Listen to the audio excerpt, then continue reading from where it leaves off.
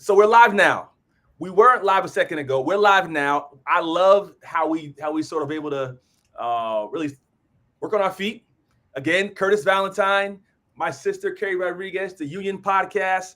I'm pretty sure this is episode 6. So when Tony's episode 6, you kind of time flies when you're trying to inform parents and teachers. Carrie. And it's been a complicated time. This is becoming a Friday night or a Friday afternoon fixture for a lot of folks. I'm hearing a lot of feedback. People like us, Curtis. Who knew? Who knew? Well, people like to be informed. And I think, a lot of times people feel, and this goes from whether you're your local school board, if you're at your school, your PTA, people always wonder, hey, I'll work with you. We want to get engaged, but you got to let me know. We're busy. You and I are both parents, spouses. We understand how important this is, but we also know there are politicians and folks who can get, I don't want to, couch word, get over on us because they count on us being misinformed. And so the Union Podcast was our opportunity to say, what's new in education, not on a monthly basis, but a weekly basis, because it's happening at the state, local, and federal level. What are some of the politics that are happening that go into education? Because we all know politics is a really big part of education. What are some of the policies that are happening, things that are being introduced, voted on, that maybe you were too busy to follow, but also the research and the polling. Because, Carrie, your organization, you do polling. Here at PPI, we're doing research, we're writing papers to really say what does research say about what's happening in education and how we should be governing ourselves. But lastly, and maybe some of you all most importantly, how do I take all this energy that Carrie and National Parent Union and PPI and other groups are putting forward to say, I want to advocate for my children and for my school system and for my community. And this is why the union is so important, Carrie. And a lot of the time, like, I don't know about you, I hear from people saying, this is like drinking from a fire hydrant, I'm thirsty for knowledge, but I can't get quenched because it's coming at me so fast. I don't know what to care about, what not to care about, what's real, what's not real. You know us, though. Me and Curtis, we're going to keep it real. We're going to make sure we highlight the things that you need to pay attention to, the things that are going to impact your kids, your schools, your job as an educator, and frankly, where we are as a country. So we're going to make sure we keep that promise to you. We keep you updated and informed, and we keep this thing moving. So thanks for being with us today. Hey, Carrie, so I think the fire hydrant analogy may not truly get to, we need something. What's more powerful than a fire hydrant? Because right now, I don't know. Sometimes it feels like I'm getting hit by a blowtorch, but my goodness, there's a lot. And frankly, there's a lot that's coming in hot because, if we just want to jump right into it, this past week, the Supreme Court, once again, coming down with another very impactful ruling, approving the dismantling of the U.S. Department of Education. Now, what actually happened is that there was an injunction that was lifted because the courts basically said, hold on a second, we want to take a closer look at this. As we do, you can't fire anybody. But then the Supreme Court came in and said, hold your horses, actually, we're going to let them fire everybody. So the Trump administration, following that decision, began rapidly downsizing the U.S. Department of Education. Now, this is an organization that had just last year about 4,000 people. These are the folks that run everything from financial aid to making sure that your civil rights are protected. So if you're a parent out there saying, oh my God, my kid is not getting what they need on their IEP, the district's not listening to me, I can't get anybody at the state, filing that complaint with the feds, well, it's going to be a hell of a lot different because there's only about 1,300 folks left and disproportionately impacting the areas of financial aid, the areas of the Office of Civil Rights Protection, and frankly, the area around IES, which actually does the research and the monitoring, the data collection. So a lot of those core department functions are being shifted to other agencies. And this is going to mean some big and significant changes in terms of what we know about education, how education functions, and who is keeping their eye on making sure our kids are getting what they deserve. You have 1,400 staffers in the department, which was 4,000 in 2024. Now, let me just say this. Carrie and I understand prior to the administration coming in, a lot of families on both sides were not satisfied with education. We're not going to sort of give you this glossy that everything was fine and that parents and teachers were knocking out of the park on standardized tests and what's happening in classrooms. At the same time, we understand the power and function of the Department of Education. Carrie, talk a little bit about sort of how you've worked with the Department of Education in the past, your organization, but sort of how local systems and states and places like Massachusetts, where you live, work with the department and the power and importance of this department that many people don't fully understand its function. Yeah, and don't get it twisted, okay? Because I am kind of a critical friend of the U.S. Department of Education. Like, don't get it twisted. You can ask Secretary Cardona, who I actually just talked to this past week. You know, I came in hard because I have a lot to say in terms of how our systems are functioning, whether or not we are meeting our full potential, and frankly, our promise. And you and I, as Democrats, especially, like, I feel this very profoundly and emotionally. Like, we're supposed to be the champions of public education and doing everything that we possibly can to make sure that this system is as functional and are serving the kids that have the least. Like, that's what I'm holding them accountable to. So again, you think I'm tough on Trump. I was just as tough on Biden. You can ask Miguel Cardona about some challenges in his office. But the core functions, when you can't get a state to respond, or when a state is making the wrong move that is denying your child access to FAPE, which is free and appropriate public education, the reason why we have a U.S. Department of Education is because there are federal laws that protect their rights to access FAPE. And when they are being denied for any reason, you need to have that implementation of federal law, federal policy, that oversight. Because left to their own devices, let us not forget, Curtis, because I think a lot of folks have very limited memory. Like, when we go back to the 70s, it was parents suing in federal court because states were making the decision not to include children who had special needs. These are kids who had autism, Down syndrome, you name it. Kids with special needs were being denied access to classrooms. And I don't know about you, I don't have federal lawsuit money hanging around here. I barely have McDonald's money half the time. It's tough out here, right? But like, could you imagine if every time you needed the feds to uphold federal law, you had to go and file in federal court? It was wild. Yeah. And so that's where some of the demand. And let us not forget, and I have said this at a microphone right outside of the department in the cold of winter just a few months ago, Ruby Bridges.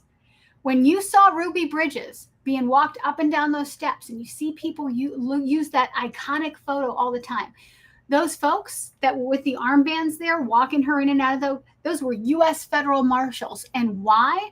Because the states, the governor, had decided to deny her access to classrooms. And the federal government had to come in and say, it is federal law, you cannot discriminate. That is why we have a U.S. Department of Education. It is not to make curriculum decisions. It's not to do any of that. Aside, and I'm gonna shut up because I'm talking your ear off here. But the last thing, public education is a strategic national asset. If we do not measure it, we don't know where the holes are. And I'll tell you something, all these other countries that are trying to make sure that their kids are competitive in a global economy, they're measuring, they're having national standards because they want to make sure their country, from a strategic, like, we're talking about national security. Do we have the best and brightest ready to protect, defend, grow our economy, all these things? They are measuring that to make sure they are globally competitive. Not having 50 different measures across the country to decide, well, here in Alabama, we think that this is fine, but in Massachusetts, we think that is not the way to secure a strategic national asset. And that's some of the stuff we're throwing away. And I mean, I think it's lost on some people. Ruby Bridges is alive and well, walking. She's not someone that you often see sort of in this black and white historical context. She spoke to our convening 2 years ago. She was with us. She is spry. This is not that long ago. So she's a constant reminder that a lot of what we are fighting for right now, we achieved in a way that was not that long ago. And so we have to continue. Sadly, every generation has to sort of reobtain and fight for the rights that many we thought our ancestors already secured. You also mentioned the idea, and this you sort of touched on it a little quickly, about sort of what we measure. And people have to understand the Department of Education is in many ways that impartial research, that way to say, hey, what is the nation's, that we call the nation's report card? How are students doing? And so this week, even Senator Elizabeth Warren understands the power of research. What did she sort of put out this week? And what do you think about what she put in that report? Well, 3 months ago, Senator Warren came to us and 10 other organizations because she was going to launch an investigation that she's calling Education at Risk, Frontline Impacts of Trump's War on Students, where it was an in-depth analysis around how these changes, these cuts, the attack on the U.S. Department of Education, the withholding and impoundment of funds, how this was actually impacting kids and what was the real-time impact. So we were joined by the American Council on Education, the NEA, the AFT, the Student Borrower Protection Center, the Council of Parent Attorneys and Advocates, NCUYL, 10 different organizations, and provided a ton of research, a ton of reporting, a ton of real life anecdotes to take a comprehensive look at what these attacks altogether actually means for American children. So we were very thankful to Senator Warren for standing up for families and understanding that all of this is having a significant impact. And I know we're going to get to impoundment and what is happening there literally in real time. I think what we're trying to do is send out every possible alarm, because the impact of these cuts really hasn't hit quite yet. We're starting to feel it now because of the impoundment action that we saw, the withholding of funds back on July 1st. And all of a sudden, districts and superintendents and school boards are like, well, hold on a second. That money was supposed to hit the account and we can't make payroll. Like, so wait, what are you doing here? Now, like, the chicken is coming home to roost. But up until then, it was kind of like theoretical. So we were grateful to Elizabeth Warren for kind of getting us all together, putting everything, a comprehensive guide to say, like, listen, it's kind of like death by 1,000 cuts that's happening with education right now, and the states are not prepared to deal with it. Yeah, I mean, people are feeling it, are going to start feeling it around the country. You mentioned that earlier. Those of you who, again, busy doing the things you do during the summer, understanding we have, again, the Supreme Court case coming down, a decision, around we call it the dismantling of the Department of Education, but at the same time, what we're calling the freezing of $6.8 billion in education funding that local systems like the one I helped run for 10 years on the school board here in Maryland depend on for students, for training, for after school programs being frozen. These are Curtis, we gotta stop you. We gotta get into this. Okay, so tell me, from your perspective, sitting there, you were sitting on the school board. If you got wind of the fact, like, and half the time school boards aren't even meeting during the summertime, so or meeting less frequently. Like, what would you have done sitting in that seat, and all of a sudden you hear from your superintendent, "Oh my God, guess what? We just got hit," because we're talking about tens of millions of dollars in some districts, some counties here, getting hit with that. And all of a sudden you're making these choices like, we don't have that after school money anymore. We're not going to have that professional development money. It's folks like you who were sitting in that seat that are going to have to make these choices. It's going to be tough. Well, Carrie, let me say this. It hits districts differently. And sadly, those who need it the most are the ones who are most impacted by it. So those just really 30 seconds. Most districts in the United States rely on federal funding about 10% of the budget. About 45% come from the state, about 45% becomes local taxes, and we'll talk about sort of that in another conversation.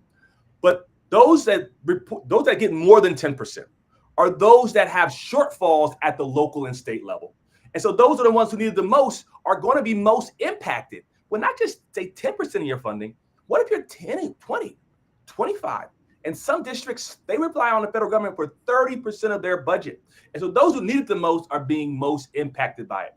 To your point, this is around a time of year where we're making decisions around staffing, who we should hire, what programs we should continue to fund. How are we going to ensure that students with special needs are getting getting what they need? Do we have staff to support them? We're trying to push, science of reading programs or math, trying to improve on our math scores from previous years. How are we sourcing the right staff, the right curriculum around, again, mentioned before, curriculum comes from the local level, around education. And so when you don't have that money, 20, 30% of your budget, people will lose their job. Programs will end. Parents who rely on before and after school programs will have to find ways to find better transportation programs, who's going to babysit the kid after school or before school because so they can go to work. And so people may end up having to call their boss and say, hey, the program my child was previously in is no longer available. So I have to come to work late. Or the bus I took that normally left at 7:30, and now I have to get my child to a different program. I have to come out of pocket. This is going to hit, as like to say, kitchen table issues for a lot of people. When it comes to around English language learners, students who programs around adult education, literacy, it's going to touch every piece of education in districts in local levels, whether you think it is or not. Well, the other thing I want to ask you, like, put your little teacher hat on there for me, because I'm not a teacher, but I'm very curious. This is the time. I'm married to a teacher, though, so I'm seeing him in the throes of what happens during summer, which is where this question comes from. So, like, we have all of these expectations on teachers, and this is really the time where, like, I can see my husband, he's taking a deep breath and catching up and enhancing his skills, all that professional development. And we're asking more and more of teachers, especially around things like the science of reading, right? All of these state laws that just passed. But it's not like you just sprinkle the science of reading on teachers. Like, this is a skill. This is a science that educators have to learn. You have to invest in professional development, give them the time so that this wonderful curriculum that we know is going to help our kids is actually implemented correctly, because you got to give the teachers a chance to figure out, like, okay, so what am I doing now? How do I do this effectively? Because I don't know a teacher in this country that doesn't want to be more effective for kids. But it feels like when we're yanking this federal funding away, when we're taking away their ability to have this professional development right now, July 1st, like, this is prime time for teachers to say, like, I'm locked in. I'm trying to make sure that next year we're going to run this thing off the rails. Like, that's going to be heartbreaking for people in the profession saying, like, what do you want me to do? Like, with no help, no training? I mean, what does that look like? Well, here's how it gets even adding insult to injury to what you're saying, Carrie. When you have to downsize staff, or if you lost staff in the previous year and you're trying to hire up and you can't hire people on because you don't know if you can afford them, here's what happens, everybody. Larger class sizes, right? Everyone likes to talk about sort of class size, and particularly for students who need additional help, who we can rely on maybe having a paraprofessional in the classroom, or we can say, we need students who, maybe needed a little bit more help and support. We have someone to do that. And so that's sort of the thing that I think parents from all walk of life, I don't care what income level, race, background, that class size piece is going to happen. So when you come back in the fall and you say, well, last year we only had about 23, 24 students in the class. Well, ma'am, now we have 34. Well, what happened? Well, we had so many teachers, we had to drop 1 or 2 or 3 or 4 because we couldn't afford them. They were here on a program and they were federally funded, and now they're gone. And so now we have to integrate all these students into there. Now we tried to organize them in a way that supported where they were in their development and the educators' expertise. So now we have to reconfigure, and there's going to be students in classrooms that we might have not previously organized in that way out of desperation and hoping, praying that the money comes back. Let me say this for those who are sort of, Curtis, is the house really burning?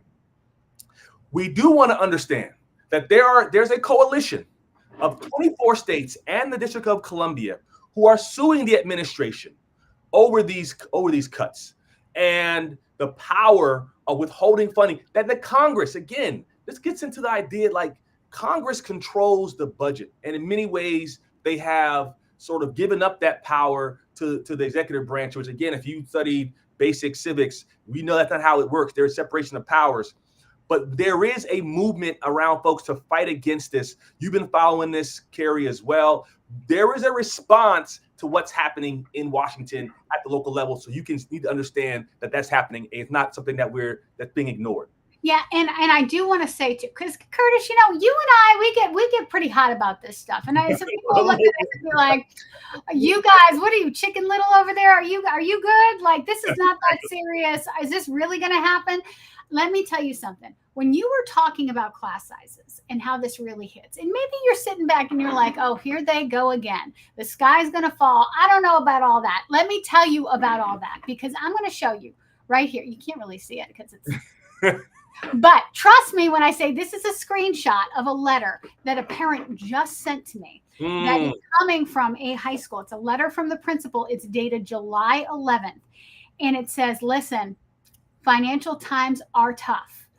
I want to prepare y'all for what's about to come. The number one on the list is larger class sizes in all subject areas with an average class size of 32, reduction in classes and electives, changes to extracurricular programming. So already principals are sending out letters to parents and families across this country saying, listen, brace yourself because school's going to look very different. Now, getting back to what you were just saying, we're hoping we are doing everything that we possibly can to get governors off their butts, to use their power to figure this out. Because what we need to do is get governors on the horn to the Office of Management and Budget and to the Trump administration saying, hold up a second. This money is already appropriated. Literally, we're talking about wire transfers just supposed to hit the account so we can make payroll. Like this stuff is all planned. You can't do this like that. You can't have this like that.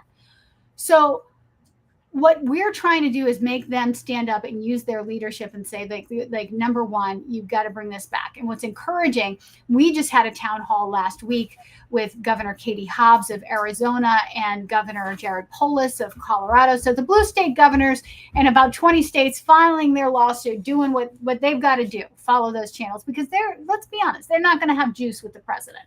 But when you see Republican governors now coming together and sending a letter to Trump saying, respectfully, sir, we're going to need that money, that's when things could possibly shift. So we're trying to do everything that we can to make sure that voices are in the mix, putting pressure not just on school boards, but state legislators to use their power with the governor. So the governor will it's that domino effect, like use your power and use your voice because we need these funds. This is real-time impact we're talking about.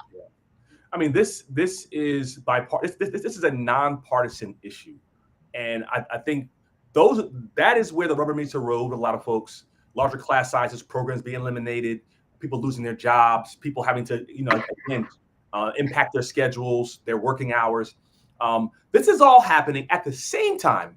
There's been some new research I've been following, Carrie, that I think people need to pay attention to. And what is that? We have a continuous drop in enrollment in public schools in America. And so this idea of dismantling the Department of Education is also a part of many people, a larger push to dismantle public education in general in this country. And so a recent report came out of actually the National Center for Education, which is out of the Department of Education. Exactly. Public school enrollment peaked at nearly 60 million students in 2019. But it's fallen nearly 4 million students since then. And by 2031, it will be down to 36 million. And so that's a drop of about 8%. Now, the steepest enrollment losses are in elementary and middle schools. And districts like places like where you and I live in the Northeast and the West and the Rust Belt are most affected. Public education really fell, in 2020 during the pandemic, as we all know, and in part because a lot of parents were, even coming out of the pandemic, looking at alternative ways to educate their children. This is something that we've talked about sort of the closure of schools, in some cases, the prolonged closure of schools. And we'll probably talk about that in a future episode and the impact it's had on parents, on students, on learning. But a lot of parents since then have opted out of the public education system. They've created, they've attended private schools. Some are creating their own micro schools in many ways. And so this is going to impact, again, from a school board member's perspective, it's going to impact and is impacting school budgets because, budgets are based off of enrollment, but also what public education looks like on a national level, Carrie. And so this is something I think people need to pay attention to. Yeah, because this is really where the rubber meets the road. If you're an educator, you know about Count Day. You know about that day in October where we are counting butts in seats. And why do we do that? Because all education funding in public education is controlled by per pupil expenditure. You are funded generally by a formula from your state. And what that looks like is different from state to state. But it's dependent upon making sure there are kids in buildings, kids in seats, right? And so you may be sitting there again saying, oh, Carrie Curtis, like it's like 8% or it's 3%. That can make a difference. Like you, again, as a former school board member, who knows better than you? 3% is real money in a school budget. And sometimes like that can mean we got to close a school. We got to shift something up. We've got to make some tough decisions here. And, what is interesting to me as a parent and, I always, again, the reason why I love public charter schools and I think that they're so important is because they've got to justify their outcomes. They've got to justify their place in the world. Because if they don't, like the state's going to say to them or their authorizer is going to be like, you're no longer authorized to continue the school. I don't know why in the traditional district setting, this is not like a moment of reflection to say like, hey, maybe the product that we are offering to American families is not where it needs to be. And that is why they are choosing alternative options. So maybe we ought to have a moment of reflection to say, what is it that they want? What are we missing? Where is the disconnect? Instead of just saying, well, whatever, it's not a big deal. Do you think this is a time for a call to action? What do you think comes from this? Well, and I agree. I mean, I think the two of us who are day-to-day basis working with educators and parents and hearing what they're hearing their complaints, hearing what they're proud about, those who send their kids to public charter schools, traditional public schools, and what's working and what's not working. It is an important time for districts to come together and say, we want public education to be the number one option for parents and students. And that public school option includes public charter schools. Over the course of this period, public charter schools have seen a 400,000 student increase over the last 5 years. And so when I say students are so parents are looking for alternatives, they're staying within the public school system. Don't get me wrong. Again, charter schools are public schools, but they're saying what my children are getting at the neighborhood school is not working. They're not responsive. They're not training my child up for college and career readiness. And as we're seeing over the course of the last 8 years, there's been a dissatisfaction in traditional public schools. And the satisfaction level that parents said I'm satisfied with public schools has dropped from 37% to 24% since 2017. That 13% drop in parents saying they're satisfied is why a lot of them are looking outside of traditional system. A lot of them are looking at private and home schools, the public conversation, but many of them are looking at public charter schools, staying in the public system. This has to be a clarion call for district superintendent to say, we have to provide a better product for our students and our parents. You know what this also makes me wonder about, Curtis? Sitting here in the lovely Commonwealth of Massachusetts, where there are 40,000 kids on wait lists for charter schools, 400,000 students now going to public charter schools across the country. I wonder how big that number would actually be if we didn't restrict the amount of kids that actually had access. Lord knows, in blue states, we're fighting like hell to make sure that there's not that growth, even though it's very clear. And again, I've been polling parents for 6 years, like rock solid. This is the support for more public school options. We want meaningful, measurable results, which is why we love public charters, but options, yes, like this system's not working. Why not look at this data and say, pretty clear, like this is necessary. Why are we artificially restricting this stuff? I don't get it. Well, I've said it all the time. I'm in Maryland. I'm right next to Washington, D.C. Washington, D.C. is one of the few districts that actually improved in NAEP last year in the nation's report card. I'm going to shout out Christina Grant, former chancellor, former state superintendent, Louis Farabee, who is the chancellor, but also now lives up here because she's at Harvard. Woo, there you go. But also the charter school board in Washington, D.C., where you have this half traditional public schools, half public charter, people coming together, parents, on a year-to-year basis, really looking at all their options and saying, I want options. The enrollment stays the same. People don't leave for private schools at the level they're seeing other places. Look to Washington, D.C., look to states around the country that are doing this, bringing these, not being adversarial, saying we want to work together because parents and teachers count on us so much. Hey, Carrie, it's 12:30. We're at our time. It goes by fast when you're fighting for kids and parents and students. And so Those of you who've been watching, continue to engage with us. Please DM us. Let us know. Do you have a legislative champion in your state? And someone you think we should highlight who's really fighting for kids? Please message us on social media. Continue to like, share, comment on what we're talking about. You want to bring a guest on our show? Let us know. Are there topics we're not talking about? Please let us know, Carrie. I love this every week doing this. Parents, families, students, teachers love this. I'm so happy to do this with you. Any final thoughts before we wrap up?